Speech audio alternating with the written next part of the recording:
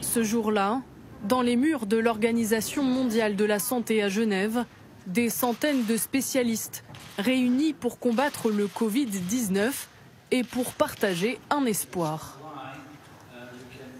4 vaccins candidats sont déjà en cours de développement et il est probable qu'un ou deux d'entre eux soient soumis à des essais sur l'homme dans 3 ou 4 mois, ce qui constituerait en soi un progrès très rapide. Des vaccins potentiels financés à hauteur de plusieurs millions d'euros par le CEPI, une coalition d'États et de fondations, dont celle de Bill et Melinda Gates, engagés depuis 2017 dans la recherche contre les maladies infectieuses. Car trouver un vaccin, c'est beaucoup d'argent. Selon les estimations, entre 500 millions et 1 milliard d'euros. Et puis, c'est une course contre la montre. Dès le début de l'épidémie, les scientifiques chinois ont donc fait parvenir à l'Institut Pasteur, comme à leurs confrères du monde entier, des données précieuses sur le virus. Ils ont eu la très bonne idée justement d'avoir fait du séquençage de génome complet. C'est du séquençage de nouvelle génération, de telle manière à diffuser rapidement dans la communauté scientifique les séquences de ce fameux génome, de ce nouveau virus. De Paris à Londres, Bangkok ou encore Sydney, la bataille contre le Covid-19 est engagée et chacun développe sa méthode. À Nashville, dans le Texas, ces scientifiques ont choisi de travailler à partir de sérums préexistants pour vaincre le virus. On va tester la réactivité de ce vaccin initialement conçu pour lutter contre le SRAS. Notre objectif, c'est de trouver un sérum qui puisse être utilisable contre l'actuel coronavirus et les prochaines épidémies. Voici comment fonctionne un vaccin. Le microbe est rendu inactif, puis injecté dans le corps. Si le microbe est inoffensif, il reste cependant capable de susciter une réponse du système immunitaire qui produit alors des anticorps et détruit le microbe.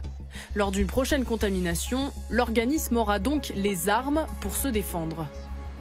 À chaque épidémie, la science progresse. 20 mois d'essais cliniques pour le virus du SRAS, 7 mois pour le Zika. Mais il faut tout de même de nombreuses années pour que le vaccin soit commercialisé.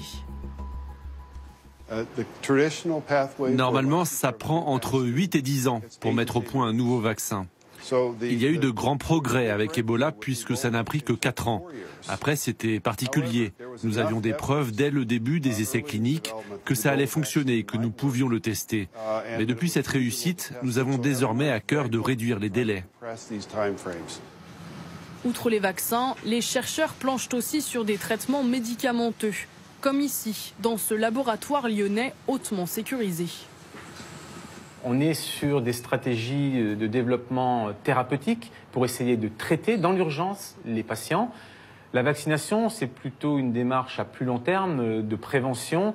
Et effectivement, il y a un certain temps encore à attendre pour évaluer des candidats vaccins contre ce nouveau coronavirus.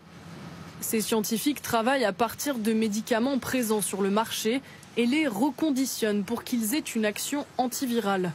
Une méthode qui a déjà fait ses preuves puisqu'en 2013, un remède avait été trouvé contre un autre coronavirus, le MERS, originaire, lui, du Moyen-Orient. Donc là, nous sommes en train de peser un des médicaments candidats qu'on a repositionné afin de constituer une banque de travail, générer différentes dilutions de ce médicament et nous allons être en capacité de tester ce médicament dans nos différents modèles précliniques d'infection et évaluer si ce médicament a une activité antivirale significative contre le nouveau coronavirus. Depuis un mois, les scientifiques du monde entier collaborent et se coordonnent pour vaincre au plus vite l'épidémie de Covid-19. Et pour y parvenir, la Commission européenne a notamment débloqué 10 millions d'euros.